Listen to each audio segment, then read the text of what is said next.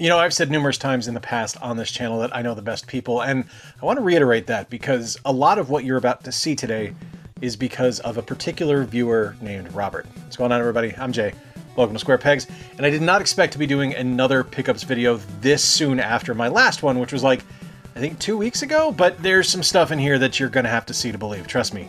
There's some big stuff in here. Now, the way I do my pickups videos is I do them the way my friend Stuart from Generation Pixel does. I start with the newest, and I work my way down to the oldest, and there's going to be one extreme caveat to that today because I got a couple of pieces of print media, and they're older than the coolest thing on this list. So let's just look at those real quick. I actually picked up a couple of Nintendo Power strategy guides, and if you guys remember my New Year's resolution list, one of the things that I wanted to do was to beat Ninja Gaiden, which I have not done yet, but I'm bad. I'm so bad at video games. But I saw the opportunity to pick up the Nintendo Power Strategy Guide from Ninja Gaiden 2 a couple of weeks ago at one of my local shops here, Second Chance, and I couldn't pass it up. I love these guides. I absolutely adore them. I think they're fantastic. And I love that they have stuff like addresses on the back because it shows the history of the thing. You can actually kind of get an idea of where it's been. And this one's really neat. Like, all of these guides are really cool. There's comics in here, there's enemy descriptions, there's map walkthroughs, things like that. It's a really awesome guide to have for a great game like Ninja Gaiden 2. I'm very excited to have that one. And then one of the first things that I actually got from Robert is something that he brought to me when he was visiting this past weekend. This is the Final Fantasy guide from Nintendo Power, and this guide here has some serious memories for me. This was one of those things that I remember getting in the mail. I used to split time between my parents' house in Fall River, Massachusetts, and my grandparents' house in Cape Coral, Florida, and this was something that got sent down to me in Cape Coral, and it was just exciting. I was so stoked to play this game because it looked bigger than life. It looked like nothing I had ever seen before, and it truly was. When I finally got my chance to play it, I used to rent it from the Blockbuster across the main drag in town from my grandparents' place, and it was something that I loved. It was such a fantastic game, and it's something I still love to this day. And like all of the Nintendo Power guides, this one's full of amazing artwork, awesome maps, tips, strategies, things like that. It's just cool. And of course, it also has an address on the back, so there's a history here. There's some kind of connection. It's not just a game. It's not just a book. There's actually like a real-life experience behind this. And while I won't ever know Melissa Holder of Toronto, Ontario, Canada, it's neat to know that this is something that she had. Now it's with me here in Michigan. Okay, now on to the video game pickups. And we're starting off with the Nintendo Switch. You're probably wondering where the Nintendo Switch 2 pickups are. That will actually be Friday's video. I wanted to spend a full week with the system before I talked about it. Now, any Switch footage you see on here is going to be captured from the Switch 2 because that's what's hooked up. But I was really excited to get this one in particular because I wanted to see how it worked on the Switch 2. This is Mortal Kombat 1. Now, I've played Mortal Kombat 11. I don't know much about the mythos of Mortal Kombat. I understand that there's some changes to the mythology here, and I'm honestly okay with it. I've always wanted to be more into Mortal Kombat than I am. I've always been a Street Fighter guy or a King of Fighters guy, and Mortal Kombat was always a distant third place for me. So this seems like an opportunity for a fresh start. You're seeing footage. I haven't played this yet, so I don't know how it performs, but you're seeing footage, like I said, captured from the Switch 2. And I'm just excited to have it and excited to give it a shot. I do enjoy the stuff that NetherRealm does. I really like the Injustice series, so I'm thinking I'm going to enjoy this one, but we'll see. I'm not sure. And never let it be said that I am not so blessed by this channel and by the things, the opportunities that I have had. Over the last year, I have had the chance to work with Atari, which, while I am not personally a fan of like classic 2600 Atari stuff, that is still a huge name. Like, it is a gigantic, massive name in the industry. And they have made a lot of my favorite games over the last few years, notwithstanding things like the Atari 50th collection, which I love. Even though I'm not a fan of those games, I love the history, I love the spectacle that Atari and Digital Eclipse put together. I think it is one of the greatest collections of all time. The games that they have put out with the kind of remastered versions of their classic games, like Yar's Revenge, is incredible. The Black Widow game that came out, the Breakout remaster, is just, they're all amazing. They're all brilliant reinterpretations of these classic Atari 2600 games, but for a modern audience, and they all work amazingly well. So when Atari reaches out to you and say, hey, we want to send you a physical game, you say yes, because it's Atari. You don't say no to Atari. And it was really cool to open the package and to see this inside of it, to actually get a thank you from the folks at Atari. It was really awesome because I loved this game, and to get a physical collector's edition of it as a thank you for covering the title when it was released digitally is amazing. And that, of course, is Mighty Morphin Power Rangers Rita's Revenge. Now, this is kind of the perfect storm because I'm not a huge Power Rangers fan, and like I said, not a huge fan of classic Atari, so this doesn't really seem like it would match up for me, but this game is so good. This is one of the strongest beat-em-ups I've played in a long time. This is up there in terms of quality with games like TMNT Shredder's Revenge. Now, you get the physical release of the game. This is still sealed. Very excited to have this, but you also get some really cool add-ons as well. You get a poster, which is super cool, showing artwork from the game, and you get an amazing steelbook. Look at this thing. This thing is gorgeous. This is legitimately, and there's something inside of it too, and I don't know what it is. Oh, there's cards. Oh, cool. Okay, we'll look at those in a second. This thing is absolutely stunning. Just a gorgeous, gorgeous piece that is a collector's edition. It just looks incredible. You get an awesome lenticular of the Rangers. I don't know if the camera's going to pick it up, but on my end, it looks really cool. You also get collector's cards featuring all of the Rangers, which I think is super awesome. Like, this is just, there's some care and some devotion and just some appreciation of the source material put into this game. And I'm really digging it. I loved the game when it launched. I thought it was an incredibly strong beat 'em up, something that was really fun to play. I thought it was a neat reinterpretation of the classic Mighty Morphin Power Rangers series. And I just love the title. I'm so stoked to have this. I cannot thank my friends at Atari enough for thinking of me and for including me on this, because I mean, just the steelbook alone is gorgeous. And to get all of these, to get a physical copy of the game is awesome. To get the cards, the lenticular poster, the full-sized poster, and the physical game, man, you can't beat that. I am so appreciative and so thankful. Again, just fortunate and blessed by what this channel has done for me, and I look forward to working with Atari more in the future. I can't wait to cover more of their games. Seriously, just a thing of beauty. All right, jumping back a generation now to the Wii U, and I have played this game on Steam, but I was very curious to see how this game was implemented on the Wii U. And again, I'm recording this before I've played it, so I don't know how it performs, but you'll see what I'm seeing in the game. You'll see what I'm actually experiencing, and that is Deus Ex Human Revolution. This is the director's cut. Very excited to have this. I am a fan of the Deus Ex series, been a fan of it for a very long time. And this is one of those games on the Wii U that I saw when it originally released, and I was curious about it, and I was interested, and I never picked it up, and then I just never saw it again. And I was disappointed by that because I very badly wanted to play it, but I wasn't able to pick it up until now. I actually found this when Chris and I went on, we had a dude's day. We just got out of the house and got away from responsibility for a little while, which we haven't had an opportunity to do. And Game Dad and I went down to Indiana, and we went to Mishawaka, and we explored some places down there. And I found this at the disc replay down there in Mishawaka, and I'm very happy to have it. Very excited to give this game a try and to play it again for the first time in years. So stoked to have this one. Also in Mishawaka, and also at that same disc replay, the Neo Geo Pocket Color Pursuit picked up another game which put me over halfway to a complete US set.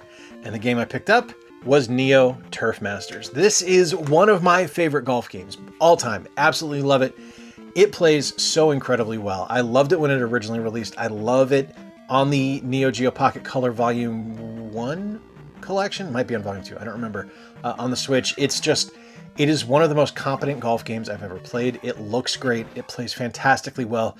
There are some sneaky good golf physics in this game too. For something that is a handheld, you wouldn't expect that, but it is on display in Neo Turf Masters. Just a perfect title. I also got a game from Robert when he visited on the Neo Geo Pocket Color, which puts me now at 17 out of the 32 games, and that is Metal Slug Second Mission. This was one of the heavy hitters. This is one of the big gun games that I was looking forward to getting that I just never see down here. And Robert is one of the guys that has actually helped considerably well in my Neo Geo Pocket Color Pursuit collection, and I can't thank him enough for it because he has found me both Puzzle Link 1 and 2. He found me Metal Slug Second Mission, and I want to say there was one other one as well that he found for me, and I really appreciate it.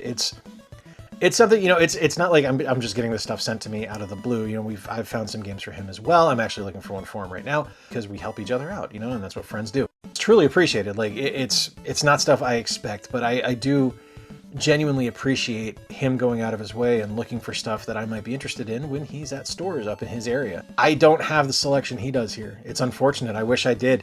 But the stuff that he's able to get in his neck of the woods in Canada is awesome. Like, it's so much better than the stuff I'm able to get here, especially being near a major metropolitan area. So it's really cool and truly appreciated. And I love having Metal Slug Second Mission. It's a great game. The first one's great as well, but just amazing titles and amazing versions of classic SNK games. We are almost there. We've got 3 PS2 games to get through before we get to a game I literally never thought I'd own again. But first up is a classic RPG, one I actually haven't played. This is from Enix, and it's one I'm excited to try out because I've only played the first 2 Grandia games. So excited to have Grandia XTreme. This is one, a friend of Robert's was getting rid of a bunch of his games, and he knew I was into RPGs, so he grabbed them for me, and it was super cool. So I got 3 really awesome PS2 RPGs here, which were things that were absolutely lacking from my collection, and stuff that I don't see often down here in the States. So being able to get Grandia XTreme is super cool. Not complete in box on this one, which is okay, but the disc looks great. Next up, an all-timer. Absolutely one of the best games in this series, a long-running series from Square Enix,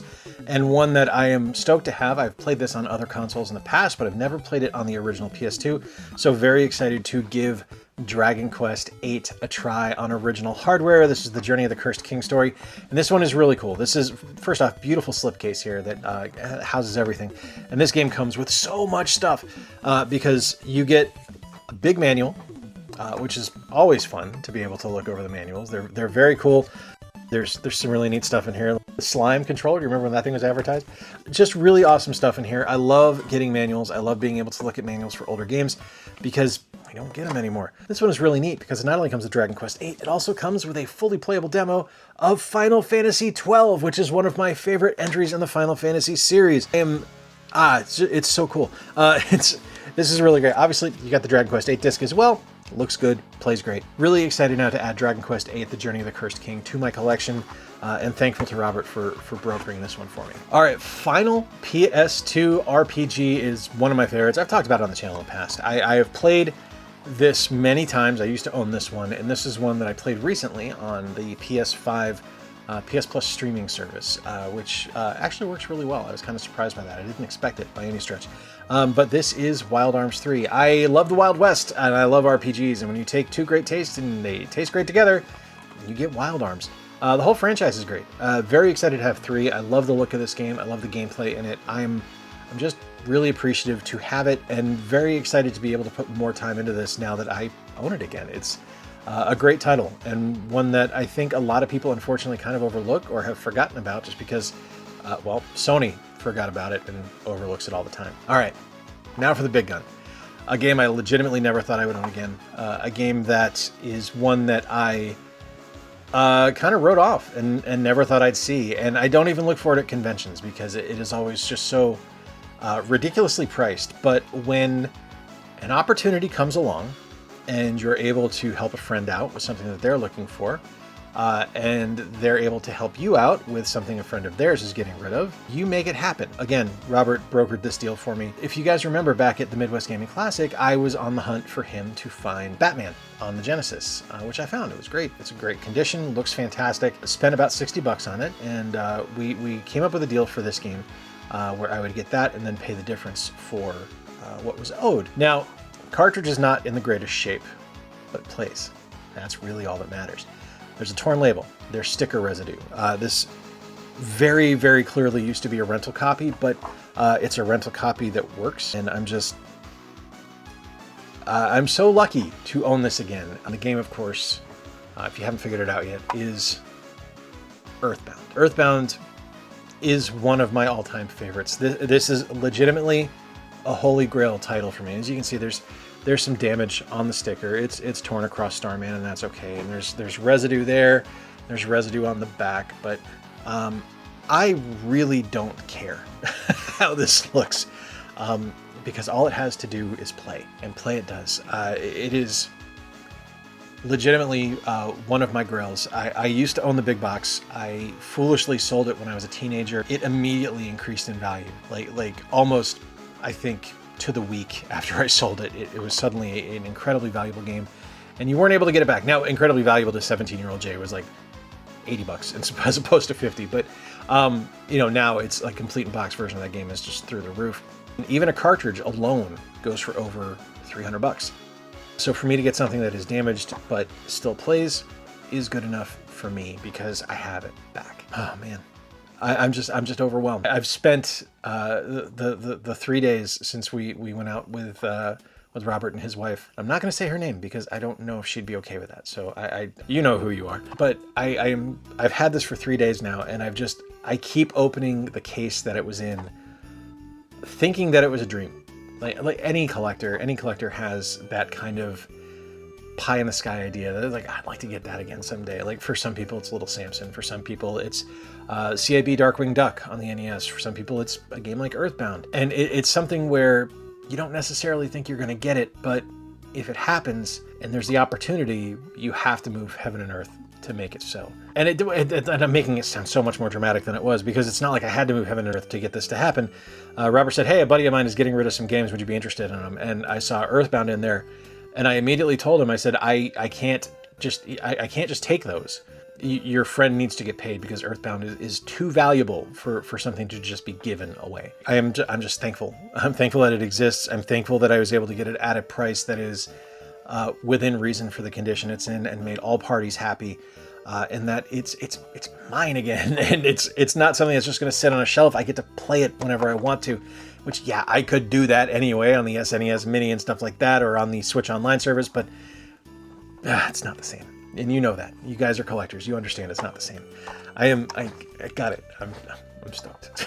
Sorry, I'm excited. There you have it. Pickups for the month. Not the most stuff. Again, not a huge pickups video. Not a massive list of games here. I think there's 3, 5, 6, 7, 8 games total, and a couple of magazines, so 10 things total. But I think Earthbound and those PS2 RPGs, those are kind of big deals, and I'm pretty excited about that. Let me know in the comments down below, what's a game on this list that you haven't played that you're interested in? What would you like to hear about it? I'd love to talk about it. Thank you, as always, to Robert for brokering the deal that brought this stuff here. Thanks for being a part of this, and just thanks for being a friend, man. I really appreciate it. It's just, you're a solid dude. I appreciate the help. I appreciate the assist, and I appreciate you. I hope you guys had a good time when you were visiting, and I look forward to seeing you guys again. Till next time, folks, I've been Jay. Appreciate you spending a little bit of time with me. Remember to play more games, stay square, and take care. I'll talk to you soon.